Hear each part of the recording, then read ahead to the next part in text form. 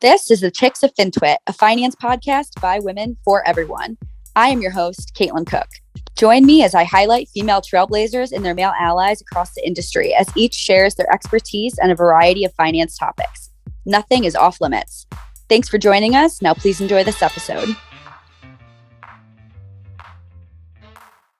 All opinions expressed by Caitlin Cook and the Chicks of FinTwit podcast guests are solely their own opinions and do not reflect the opinions of the host or any of their affiliates. This podcast is for informational purposes only, is not investment advice, and should not be relied upon for any investment decisions. We are not recommending any securities, nor is this an offer or sale of a security. Hello and welcome to the Chicks of FinTwit podcast, a finance podcast by women for everyone. I am your host, Caitlin Cook, otherwise known as Dead Kate Bounce on Twitter. And today, for a very timely episode, we have Perth Tolle. She is the founder of Life and Liberty Indexes and creator of the Freedom 100 EM Index or Freedom Index. Prior to forming Life and Liberty Indexes, Perth was a private wealth advisor at Fidelity Investments in LA and Houston. Prior to that, she lived and worked in Beijing and Hong Kong, where her observations led her to explore the relationship between freedom and markets. She's a frequent speaker at investment industry events and provides commentary for various financial media outlets, including Barron's, CNBC, Cheddar, Bloomberg, MarketWatch, etc. And she was named one of the 10 to watch in 2020 by Wealth Management Magazine for her work on freedom investing. Perth, welcome to the podcast. Thanks for having me. Of course. And this is a really, timely episode as we get into your indexes and whatnot here. And our listeners will see why, but maybe just a bit of background on how you got into the space that you're in, because I feel like it's a very niche area and I'd kind of love to hear what led you to it. Sure. Yeah. So Life and Liberty Indexes, or my company provides index solutions for investors who want to take advantage of or participate in the growth in emerging markets without having half of your fund in autocracy. So most funds that are based on indexes are market capitalization weighted. So the highest market cap companies or the biggest companies and the biggest markets get the biggest weight. And since, there's a lot of autocracies in the emerging markets universe, the emerging markets funds out there tend to have 40+% in autocracies. At its height, I think China was about 45% last August of most emerging markets funds, especially the FTSE based ones. And then I think it was like 41% at the height of the MSCI based emerging markets funds.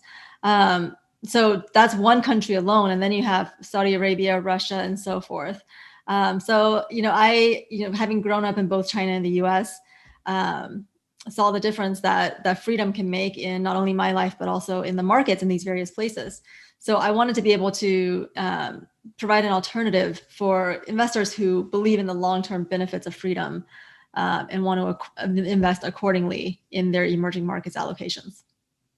Love it. And I think so, coming from my super brief stint in asset management sales on the emerging market side, I think it's very interesting on a country by country basis, looking into the differences, especially around, like you said, on freedom. And I think a lot of people listening to this, just to sort of jump right in, China has been in the news constantly, go figure. So really wanted to speak with you about how that's been the main topic of conversations in markets. And if you can break it down for those who haven't been following as closely, at least at a high level of what's been going on before we kind of dive in a bit more. Sure. Yeah, no, China being in the news recently, as we talked about offline a little bit, is kind of it's a culmination of the media kind of catching up on what has been going on there for a long time. So none of this stuff that's in the news now is actually new. It's just becoming news at this point, but it's been brewing for a while. So for example, the crackdown on tech companies started when Ant Financial's IPO was scrapped from orders, from the top in the party. And then shortly thereafter, we noticed Jack Ma went missing for a couple of months. He did reappear looking kind of strange. And then now we don't know where he is again. So that was the beginning of kind of the crackdown, I guess, of 2021. But it's really started a long time ago. I mean, the Communist Party in China has been concentrating power for a very long time. They had their centennial this year. So it's been 100 years in power. During this time, the last 40 years or so, they've experienced tremendous growth in China. And that was due to the government actually stepping down from after the Mao times when, hundreds of millions of people died in a famine. They went from those very abysmal economic policies to not so bad policies. And this kind of increase in economic freedom created this economic miracle of sorts in China over the last 30 or 40 years. And if you look at their GDP, it's been, world leading for many years. But foreign investors in their stock market haven't taken part in that. So if you look at the MSCI China Index, which goes back to 1992, and Jason Zweig just had an article on this past weekend in the Wall Street Journal. The annualized return on that is about 2.2%.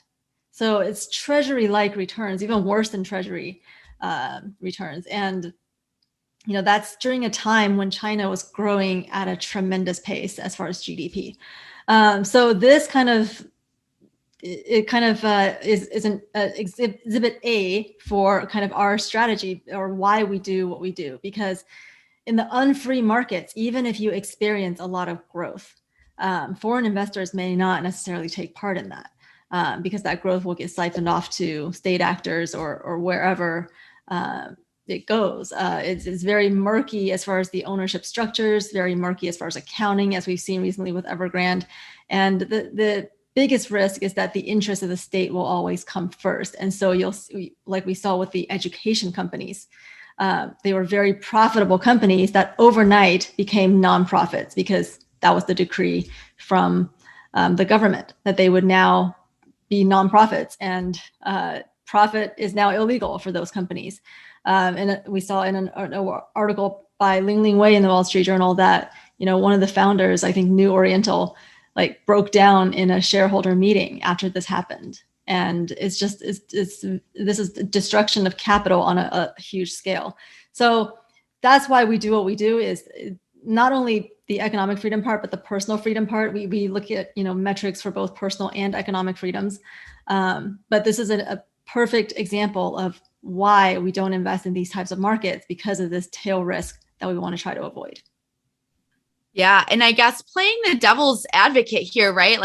I'm very much on the side of, freedom and everything that you just described. But for those who still are very, very determined in investing in China, or getting that holistic, quote unquote, exposure to emerging markets and not really excluding any of the countries that you described, what's their argument? Is it that they're too big to avoid? Is it shouldn't be the returns, but it might be the returns in their mind. What's the biggest pushback on why others still invest? Yeah. So, BlackRock Institute just came out and said you should triple your China exposure after 30 years of treasury-like returns in a friendly business environment, right? And now the business environment is going the other direction, and now we should triple our exposure, right? So there are a lot of Wall Street firms that are still very enamored with China and investing in China. Some of them, like BlackRock, are actively seeking licenses to, provide mutual funds and other structured products in China. So I think that may give them somewhat of a bias. And we've seen Bridgewater's Dalio come out and say very favorable things towards China as well, and has never disclosed, how much of Chinese sovereign wealth funds are invested with him. So there are different reasons for different people. And I think there are some people who are kind of bottom fishing at this point, because they're saying, well, maybe it's a value play. But if you look at the chart of China GDP versus stock market returns over the last, 30 or 40 years, MCHI index is actually, it's got all kinds of shares. It's got A shares, H shares, it's got onshore, offshore. So it's a very good representation of the market as a whole. And for that to have, treasury-like returns over the last 30 years in a friendly business environment, and now, to kind of bottom fish in there, I think is looking for value where value is not allowed to be captured. So obviously we haven't captured any of the value that was created. And there was a lot of value that was created over the last 30 or 40 years due to that kind of stepping back of the government, that increase in economic freedom. Sadly, that economic freedom wasn't coupled with personal freedom, or we would have seen maybe not so much of a ceiling on this. But Yeah, that's, I think the argument from Wall Street is one, it's just very difficult for Wall Street in general to move once they are going a certain direction. So I think Wall Street moves slowly as a whole and as an industry. I think that from talking crypto to the legacy, asset classes. Yep. And so it's a new thing to freedom weight, right? Market cap weighting is the traditional legacy approach. So it's very difficult to move from that. China is the second biggest market in the world. Why they're still classified as emerging, I don't know, but it's very difficult to move away from that.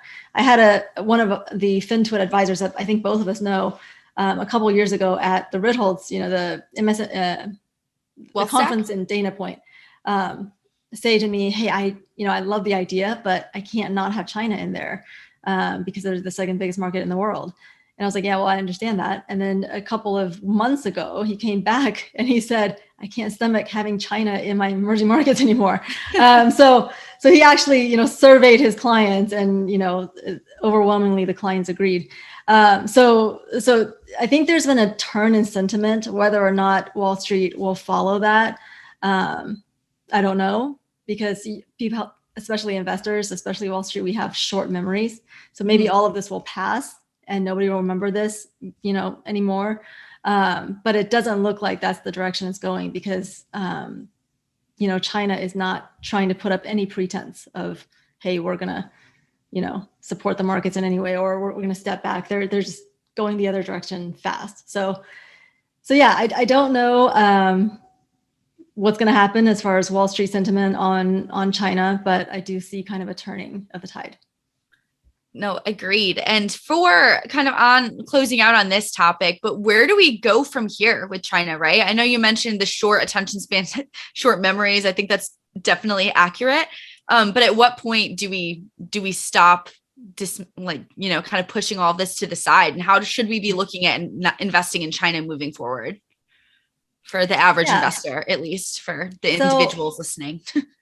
Yeah. So, we believe that the freer emerging markets are the growth kind of launch pads of the next decade. There's 25 other emerging markets out there, and we don't want to miss out on the growth in those markets by having an over concentration in a very high risk market like China.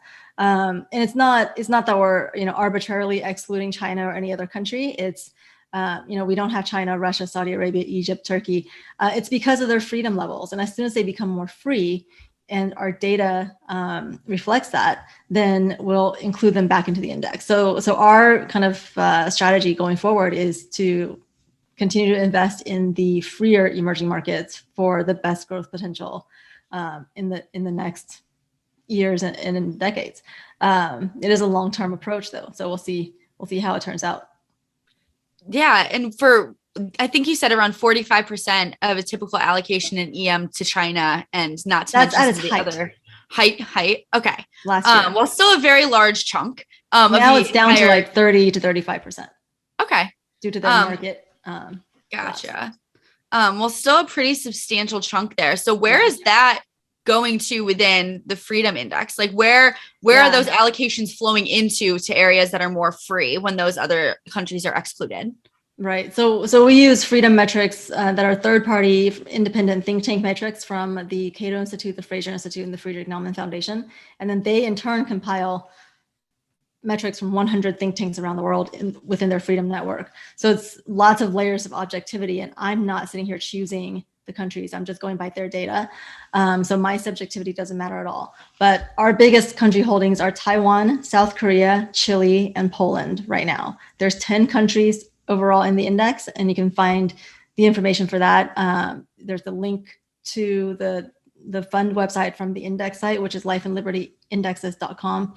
But yeah, there's 10 countries in the index. There's and Taiwan being the biggest one has a 20% weight. Okay. Well, I guess kind of going back on China, not to beat a dead horse here, but I'm trying to think of something that everyone listening to this has questions on right now. And of course, the topic of the hour is like around Evergrande, and a lot of people saying it's the China Lehman Brothers crash potential. I'd be curious your takes on that and a little bit more in-depth info on kind of why this is significant to the broader market, especially for investors over here in the US? Yeah, I really think there was a lot of reaction to Evergrande. And it was kind of surprising because Evergrande, we've known about their debt problems for many years. I think Citron Research called it out like 2 or 3 years ago. So it's not new. It's just in the news more now. I think along with everything else happening in China, it's just all coming to a head. So with Evergrande, I think the takeaway there is that there was a lot of debt-driven growth, state-mandated debt-driven growth in China. So a lot of that GDP that we saw over the past, 30 years or so, was this debt-driven building of, apartments and buildings and, ghost cities that weren't really a response to market demand. It was a response to state mandates. So that's one of the reasons why, the less free markets, maybe they don't you can't capture value as much because that's not real value. That's not sustainable growth, right? It's just state mandated debt driven growth. And eventually that's going to catch up with you. And it did with Evergrande. And so that's what we're seeing now. And just the tremendous amount of debt involved, I think, and the importance of real estate to China GDP, I think caused this kind of reaction. And I think it's valid. It's just not new. You know what I mean? So yeah, I think the lesson there with Evergrande is it's a kind of it proves our thesis in 3 ways. One, freer markets have more sustainable growth because it's responding to market trends, not government-driven, top-down, kind of centralized planning. And 2, freer markets and the companies in them recover faster from drawdowns. We saw that in the COVID recovery as well. But one of the problems with Evergrande is that their debt showed up on their balance sheet as assets all this time because of the way they do their accounting. And so the murky accounting and the, opaque ownership structures and things like that, just the entire lack of transparency in unfree markets like this can make problems get too big before they're found out. Like this has become too big to fix. And this is when we're all hearing about it. So I guess that, the China watchers and Citron and all of them knew about it earlier, but this is when most of Wall Street is paying attention to it is after it's already too late. So in freer markets with more transparency, you see these problems before they get to this point. And there's a better recovery as a result. Also, they're just more flexible to respond to market trends and feedback loops on the micro level. So they are faster to recover. And lastly is that freer markets use their capital and labor more efficiently. They have less capital flight and capital destruction. So you see this capital destruction not only in Evergrande right now, but also in the tech companies, in the education companies. It's this destruction of shareholder capital. But why did they destroy that capital in the education companies, right? It was because they were trying to make it less burdensome for people to have children because of the one-child policy, which was in place for 30 years, which I'm a product of. Caused this huge, demographic crisis that is now starting to rear its head in China. So all these problems are it's like a perfect storm coming together. But you know what? Now that they have the 3-child policy, no one's having 3 children because that 1-child policy changed the whole culture of my generation. So instead of saying, oh, you can have as many children as you want, and maybe we'll incentivize more children, like tax breaks for more kids and things like that. No, they're still saying, we're still going to tell you how many children you're going to have. You're going to have 3 children or less. And, education companies now have to be nonprofits. There you go. That is not a fix, right? Reproductive rights are a personal freedom. That's important. Shareholder rights are an economic freedom. That's also important. All these freedoms work together like parts of an automobile. And you can't, and I said this recently on a show on Bloomberg, that you can't fix the transmission by ripping out the steering wheel. And that's what they're trying to do here.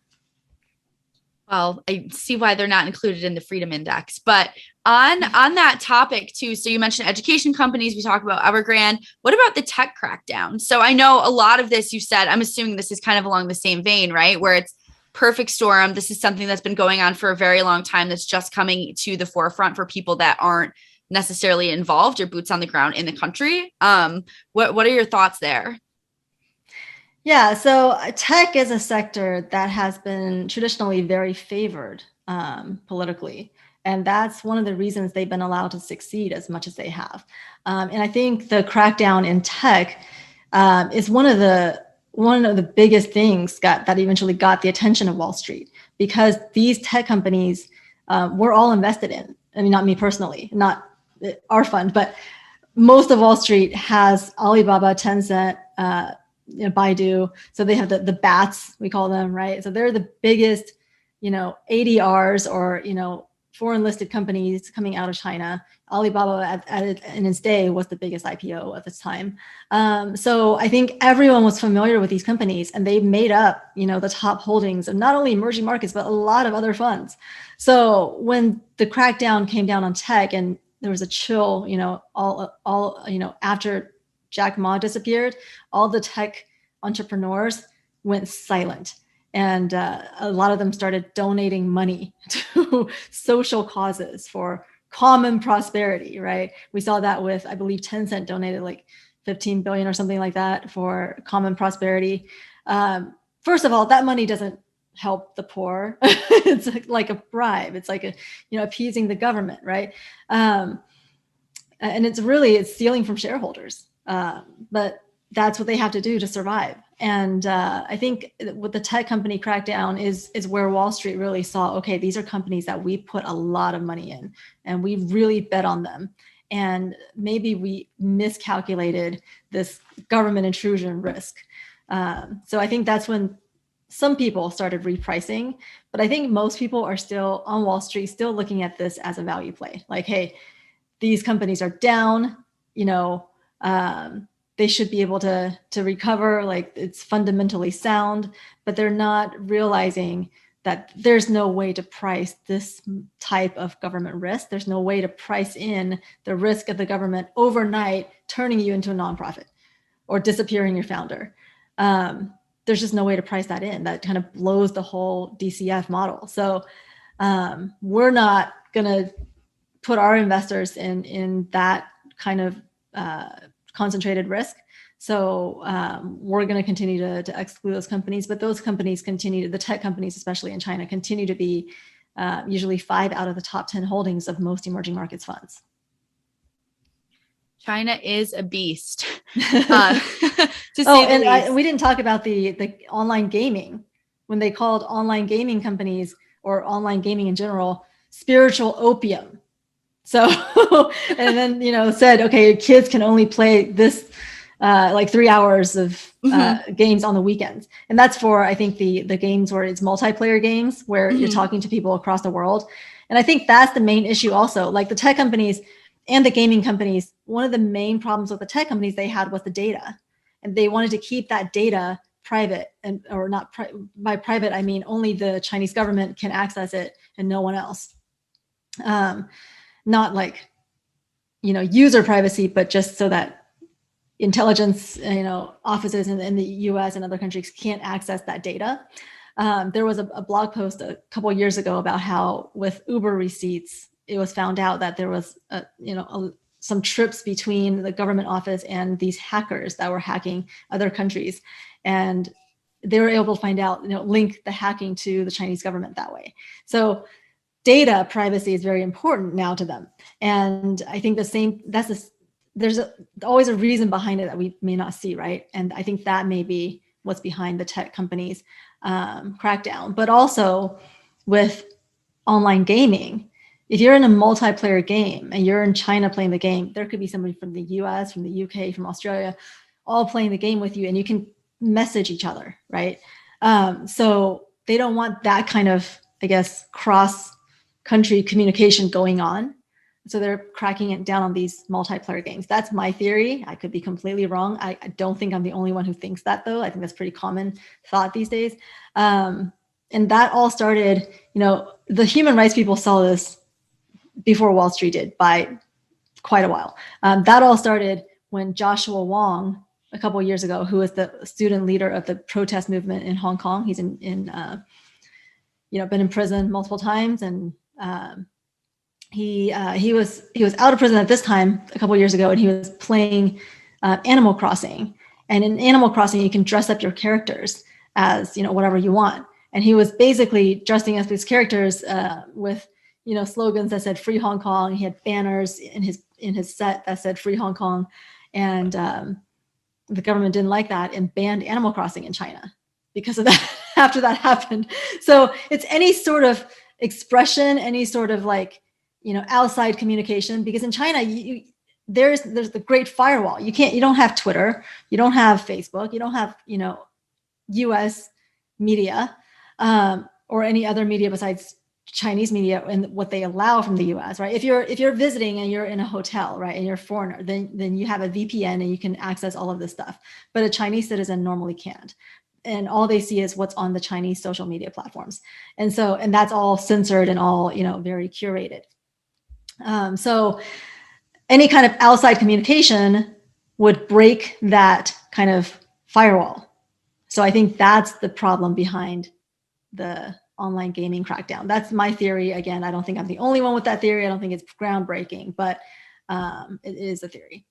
that would have been mine as well, right? Because you can't. How do you censor live audio in the middle of a video game, right? So I think that makes sense. Yeah. But want to wrap up the talk on China, want to talk a little bit about crypto, which we talked about before this, but just ending the talk around China, just any final thoughts for those that, I guess, the best closing case on those with a China allocation right now, what they should consider in the future with their investment there.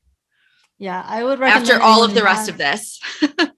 Yeah, I think anyone who has an allocation in China or emerging markets fund that has a large allocation in China, obviously we recommend going to the freer markets instead and not missing out on that opportunity cost of those markets. I mean, as an example, China, if you look at China large cap, I think it did a little better than MCHI. So let's take that as an example. FXI, I think, is up like 40% over the last 10 years.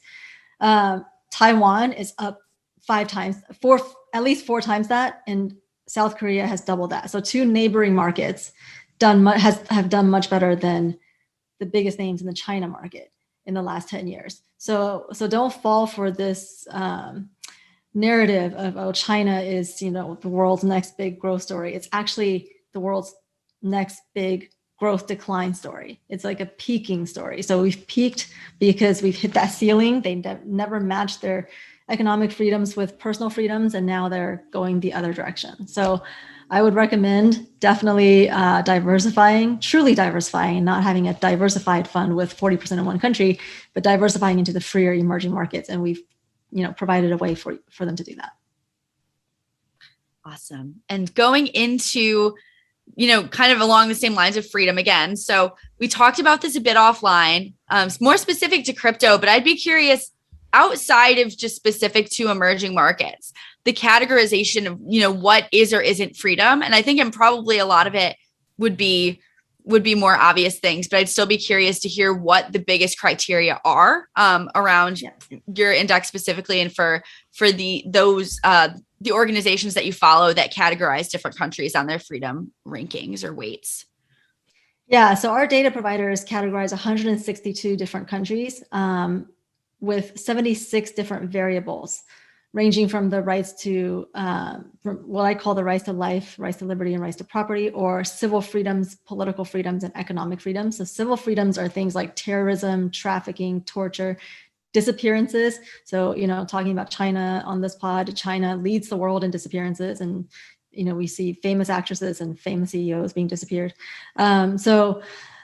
Those things are the civil freedoms, and then women's rights are also in there. So China has 30 million missing women, and there's a missing women metric that kind of captures that in there.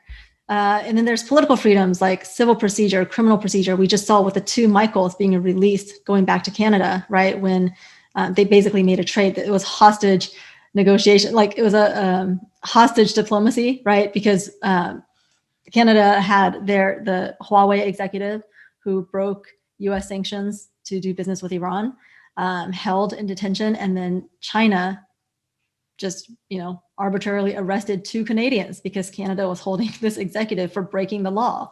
And these Canadians have been in detention for over 1,000 days. And now, they've worked out a deal to kind of trade the two when these two Michael Kovrig and Michael Spavro, I can't pronounce the last name. I'm probably getting it wrong, Spavrig and Kovrig or something. They didn't do anything wrong. There was no civil procedure. There was no criminal procedure. There's no due process. So those are things that are considered political rights that we consider are important. And then there's also freedom of speech, freedom of media, freedom of religion. We're talking investments here. Those types of freedoms are important for holding governments and companies accountable for the data they provide you. So Evergrande wouldn't have happened probably in a place with much freer expression and freer media and press, because there is, in places with free media and freedom of expression, independent checks and balances on these types of data. Whereas you don't have that in countries that don't have it. So that's very important. And then there's the economic freedoms, things like taxation, rule of law, private property rights, shareholder rights, freedom to trade internationally. Trade is good, right? The more trade, the better. And so we don't penalize countries for trading with China because they're not under the thumb of the Chinese government. They can stop that trade anytime. So that's part of their economic freedom and business regulations and so forth. So all of those 76 variables add up together to a composite score. We use the composite score that equal weights every variable. And that's how we get our country weights and allocations.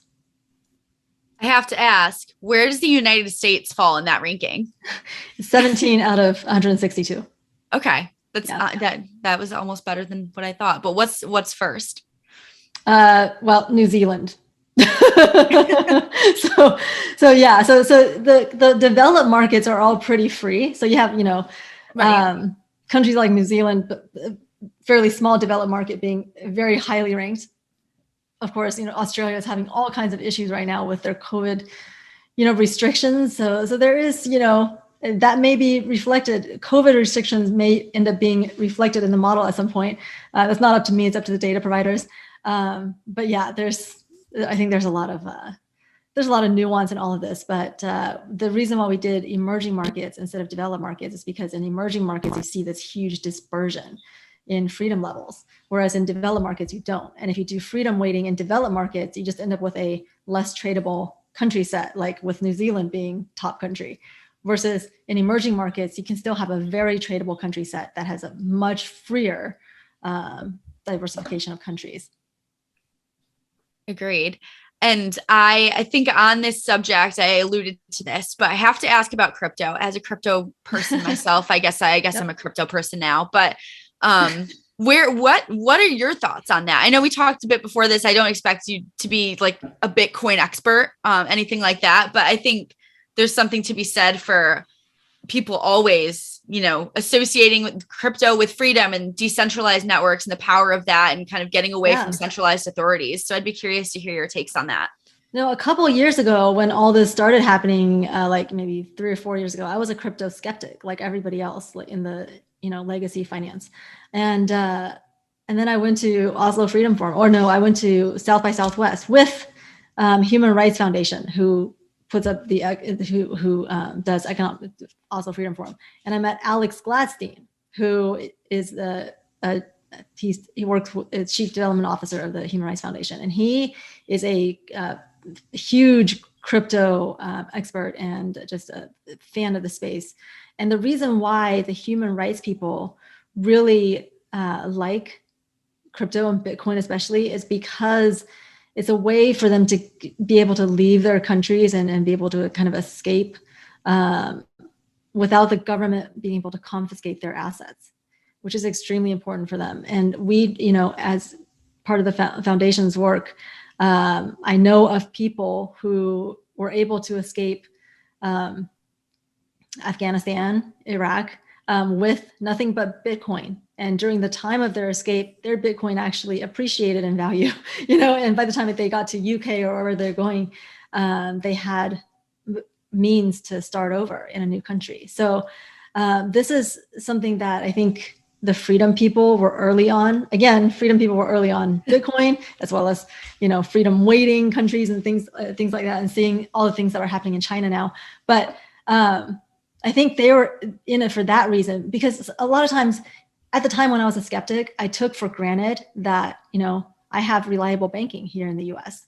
I don't think about, okay, what if I was in Venezuela or Iran and I don't have any reliable banking and there's hyperinflation? The only way I could really save money or, grow assets or even have control over my own, financial situation would be in something like Bitcoin in a country like that. So I took all of that for granted. And I think a lot of us here, especially in finance, because we have such reliable banking systems, such reliable financial institutions in the US, we forget that there's countries like Iran and like Venezuela where people's only hope of having any, store of value or being able to transport their money without government interference is something like Bitcoin. So then that's when I became a proponent of crypto, is due to my interactions with the human freedom people.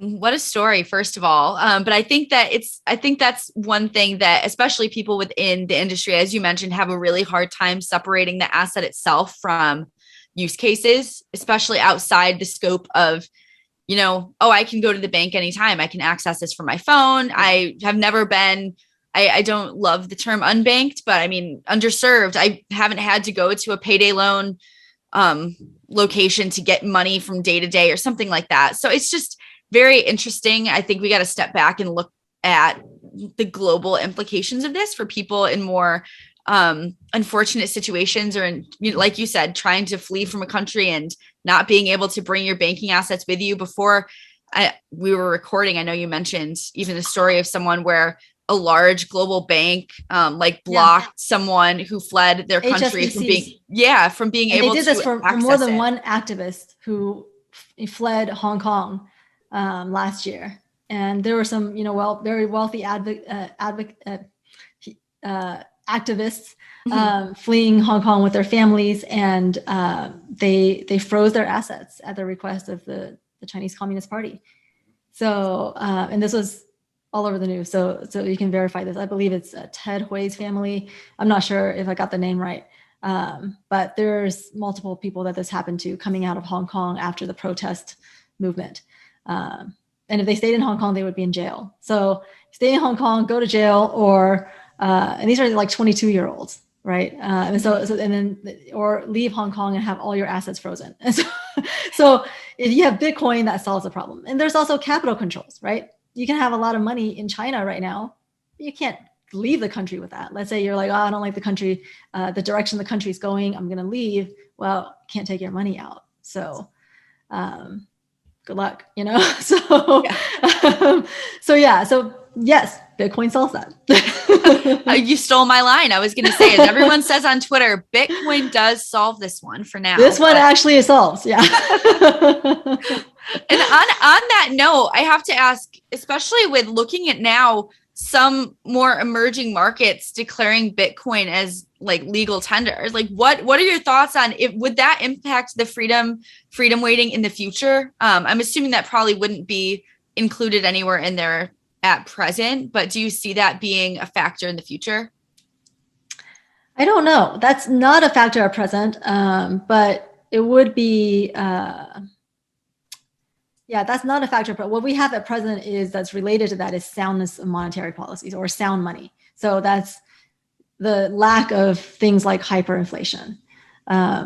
So that's all we have that's related right now. That's in the variables. This is not decided by me. Again, it's the third-party independent think tanks. So it would depend on what they decide on that. But that's very interesting, and I'll bring that up with them and see what they say. Yeah, I just think it would be kind of a unique thing to add, especially like just sign of the times, right? But yeah, just seeing what some countries are doing with it, and they're very, very open to this technology and embracing it, at least from what I've seen from the outside. Yeah, right? Like actually, now that you mentioned, there's another variable called the free movement of people and capital. Okay. So it may be part of that as well. So yeah, I mean, there's definitely ways it could be incorporated. I'll ask about that. It's not my decision. But we do have the freedom meetings coming up, so I'll definitely bring that up. It's food for thought. And I feel like everyone's talking so much about crypto these days, and everyone has their opinion on it. And I know that because I hear a lot of them these days working in it, but it's for people in countries that are not as fortunate. And even in the US in some areas that I don't think we even understand it to that point, right? Like they're very much. The US has a lot of very oppressive systems when it comes to finance. And you guys are big, you guys are bringing it to people's attention in a big way. And I really respect that coming from OnRamp and, of course, Tyrone leading the charge there. So, but yeah, even the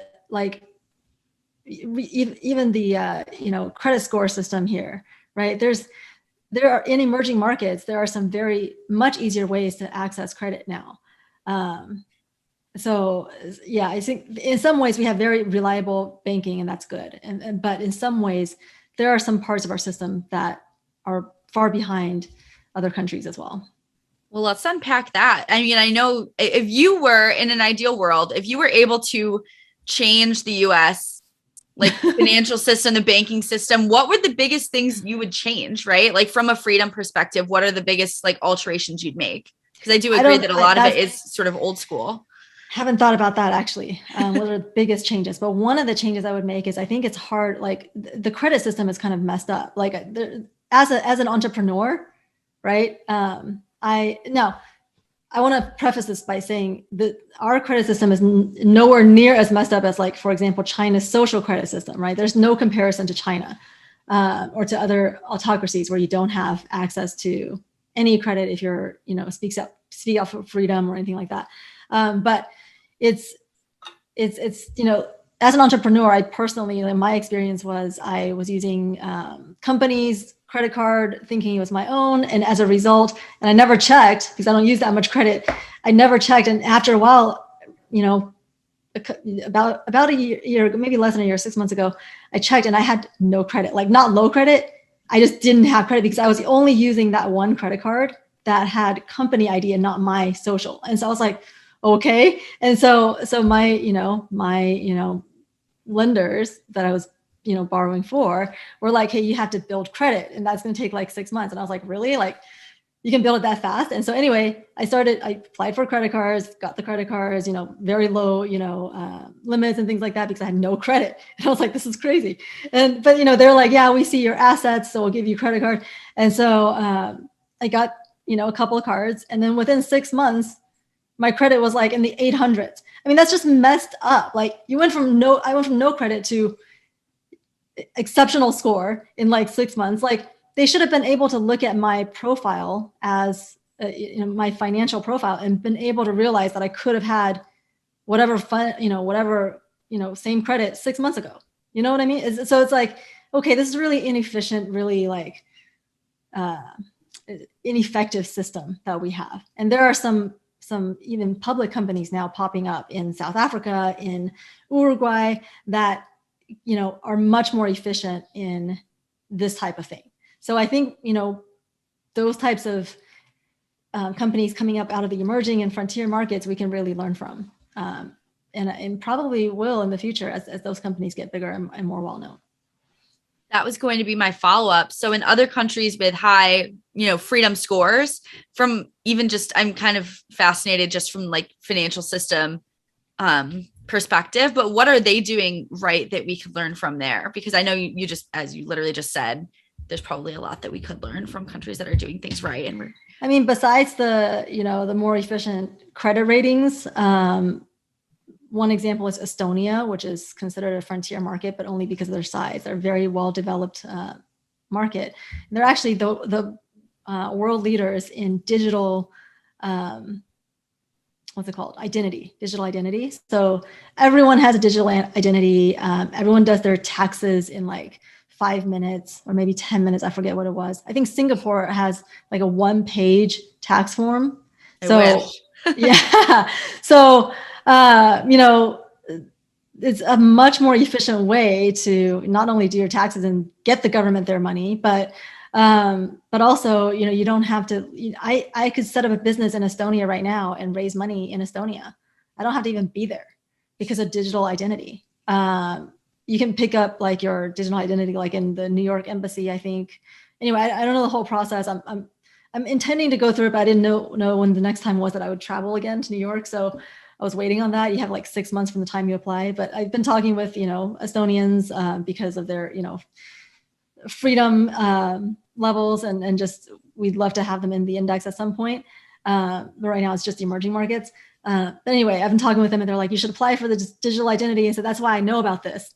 And I just think that's just so cool that you can literally have a business in Estonia, raise funds and not even be there and pay taxes and all of that stuff all online. And, taxes are just so efficient. And it's just, it just seems like, why am I, at tax time, I'm like extremely stressed out. I mean, thank God for my CPA, so it's like, I don't know what I'm doing with taxes at all. I don't even understand what's going on. And my CPA is like, yeah, here, just sign this, so it's like, I don't, but our tax system is so strange and so like confusing. Whereas Estonia, you can just do your taxes in minutes.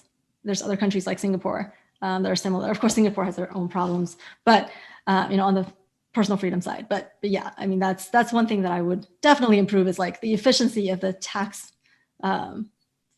system, or just doing taxes in general should be easier. That's amazing.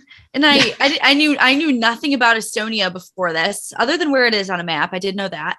But I think it's pretty crazy, right? Like, I mean, the digital age, just bringing everything over to that side and getting it updated and automating and seeing how quickly things can be done. And we still use fax machines, and it's just it's kind of funny to see, like still using fax machines, still filling out taxes and taking forever and being super stressed about it, when just the innovations around the world are really, really interesting to see how everyone is handling it and doing it differently. I mean, obviously technology can be used for both good and evil. It's just, it's neutral. It's a technology, right? So, countries like Estonia are using it for good, but there's also the other side. So, like facial recognition and surveillance technologies being used in China, so that there's different uses for technology, but I think there's a lot of countries out there, especially in the emerging world, using it for good. And those are the countries that we want to focus on. Awesome. Well, I think those are the ones you should focus on, obviously, but I am all for freedom.